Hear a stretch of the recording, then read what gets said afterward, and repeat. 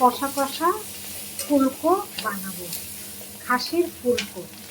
এটাকে সেদ্ধ করে নিয়েছি, নিয়ে ভালো করে ভেজে নিচ্ছি। তেল গরম হয়ে গেছে, এবার পেঁয়াজটা দিয়ে দেবো। পেঁয়াজটাকে ভাজা ভাজা করে নেব। এর মধ্যে পেঁয়াজ, রসুন, আদা, লঙ্কা, হলুদ, জিরে, ধনে, গরম মশলা, টমেটো দিয়ে ভালো করে মশলাটা কষে নিচ্ছি, মানে ভিডিওটা অনেকটা বড় হয়ে যায়। তারপরে ফুলকোটা দেব। মশলায় তেল ছেড়ে দিয়েছে, এবার হচ্ছে ফুলকোটা ভেজে রেখেছিলাম, এটাকে ঢেলে দিচ্ছি। এটাকে ভালো করে কষে নেব।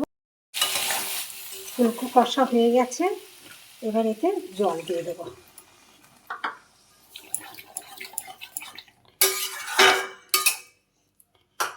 এবার দিয়ে দেবো।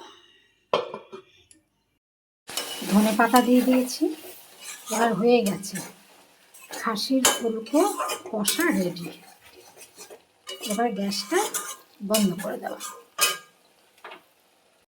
খাসির ফুলকো কষা রেডি।